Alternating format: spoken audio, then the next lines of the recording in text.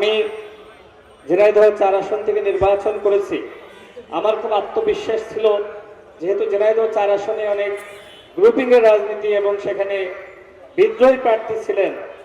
আমার আত্মবিশ্বাস ছিল আমাদের ঝিনাইদহ 2 আসনের সংগ্রামী সভাপতি অ্যাডভোকেট মজিদ ভাইকে নিয়ে, তিনি অন্তত এখানে ধানের শেষ প্রতীককে বিজয়ী করবেন। সেই আত্মবিশ্বাস ভেঙে চুরে খান খান হয়ে গেছে।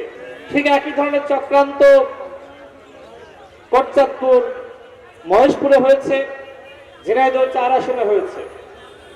কি ধরনের চক্রান্ত হয়েছে? একটি ব্যবসায়িক গোষ্ঠী, তারা বিএনপিকে পরাজিত করার জন্য ঝিনাইদহ 4টি আসনে ফান্ডিং করেছে, জামাত ইসলামকে ফান্ডিং করেছে। নামটি আপনাদের কারো অজানা নয়। অনেকে আছেন সেই ব্যবসায়ী গোষ্ঠীর কাছ থেকে টাকা পয়সা খান এবং বিএনপি নামে মাত্র করেন, কিন্তু প্রকৃতপক্ষে সেই ফ্যাসিবাদের দশকদের পক্ষে আপনারা কাজ করেন। আমি এই কথা স্পষ্টভাবে কেন বলছি? কারণ বিএনপির ঘাঁটি হিসেবে পরিচিত ঝিনাইদহ জেলাকে আজকে পরাজিত করা হয়েছে। এই মুনাফিকরা পরাজিত করেছে।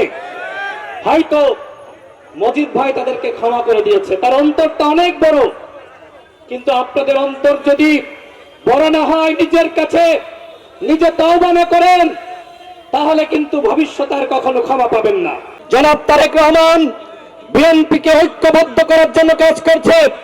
গতকাল কালীগঞ্জ উপজেলায় ইফতার মাহফিল হয়েছে। আমি স্পষ্টভাবে বলেছি, ঝিনাইদহ জেলার প্রত্যেকটা উপজেলায় বিএনপি পরিচালিত হবে। বিএনপির জেলার সংগ্রামী সভাপতি এবং সাধারণ সম্পাদকের নির্দেশনায় কোন উপজেলায়, কোন ইউনিয়নে আর কোন গ্রুপিং থাকবে না। এ ব্যাপারে কি আপনারা একমত? তাহলে হাত উঁচু করে সবাই দেখেন। মঞ্চে যারা আছেন, আপনাদের দায়িত্ব, আপনারা হাত উঁচু করে দেখেন, সবাই দেখেন যে আপনারা আর কোন গ্রুপিং রাখবেন না। আর কোন গ্রুপিং ঝিনাইদহ জেলাতে ইনশাল্লাহ থাকবে না। এ ব্যাপারে আমরা জনাব তারেক রহমানকে কথা দিয়েছি। আমাদের জেলা বিএনপির প্রেসিডেন্ট, তাকে কিন্তু কয়েকদিন আগে প্রধানমন্ত্রী ফোন করেছিলেন। তাকে যে নির্দেশনা দিয়েছে সেটি আমিও জানি।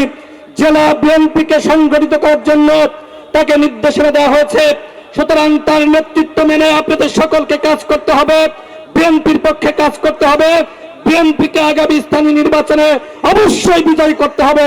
শুধুমাত্র ঝিনাইদহ এই সদর উপজেলায় নয়, আগামীতে প্রত্যেকটা উপজেলায় আমরা যে বিএনপির ঘাঁটি ছিলাম সেটির প্রমাণ করতে হবে।